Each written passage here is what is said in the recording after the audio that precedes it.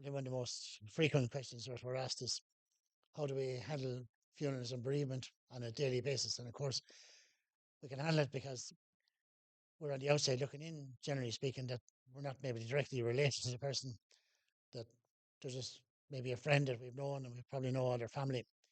But that family are kind of thrown into a bit of confusion. Maybe the death has come suddenly and they're not sure what to do next, or they haven't actually had a funeral for quite a long time, so they're not sure how they need to proceed or what they need to do next. And as soon as they call us, we're able to plan the next stage and tell them how to get to the next stage. And this is something that obviously they find a huge comfort and a huge help. And it's something to us, I suppose, that we do every day that we're used to doing. And when they ring us and tell us where the person has passed away, we know what the next step is. We know how to contact different people that we need to contact in order to get that person maybe released from a hospital or nursing home or whatever the case may be. So this, even that itself, is a huge help to them. So they've now moved on to the next stage. But I suppose when it does hit your own doorstep, when it's somebody belong to you, when it's a friend or a family member, then it does throw a huge different aspect to that picture. And I know for myself, recently we've had to deal with some family friends and some family members. And it does throw a different aspect to it. It throws you into a little bit of a different kind of a perspective, even though you still would know what you have to do and know what has to come next. I suppose because it's somebody belong to you and it's somebody very personal, it does make you a little bit more weary and maybe a little bit more worried about what's going to happen next. And you probably find yourself in a position that a family are when they ring you, because you're really so worried that everything is going to go according to plan and you're not on the outside looking in, so you can't have the same perspective.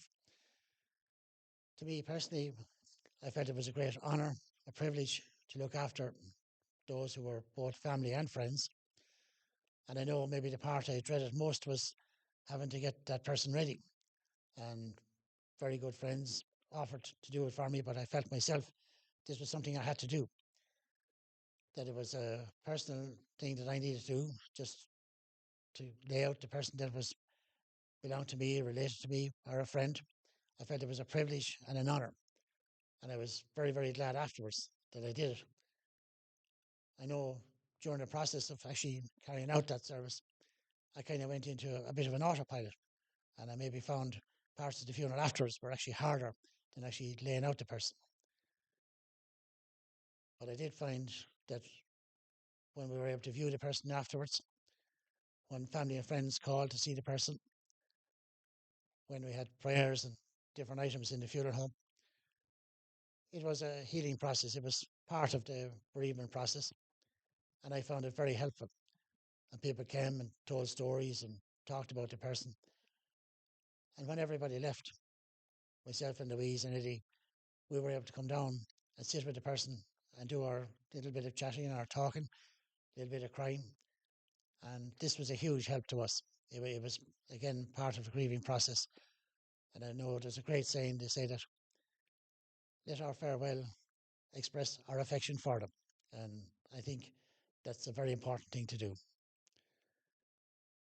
We did notice certain parts of the funeral that maybe sometimes we would be doing little jobs during and it maybe go a little bit over our head. So we did really appreciate the little things like what the priest had to say, the songs that were picked and the meaning behind them, and sometimes what people got up and said off the altar. And this is something that maybe generally we'd be kind of doing our little jobs and getting little bits ready for the next part of the funeral. And we might miss these pieces and we just realised how important these things are. And I suppose the long and the short of it then, when everything is said and done, the most important thing then is to remember how much they encouraged us, how much they helped us, what they built for us.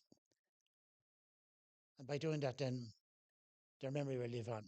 Because I suppose in every part of this funeral home that we look and turn, there are things there that those people left behind them, that they gave us, donated, built, helped us to put there.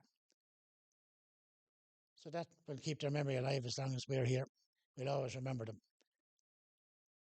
And we'll remember, I think, when we go to deal with our families, how the different aspects of the funeral, how the different things that we had to deal with helped us along the way and got us to the next stage and did what we're supposed to do, which is get the bereaved where they need to be and get the deceased where they should be.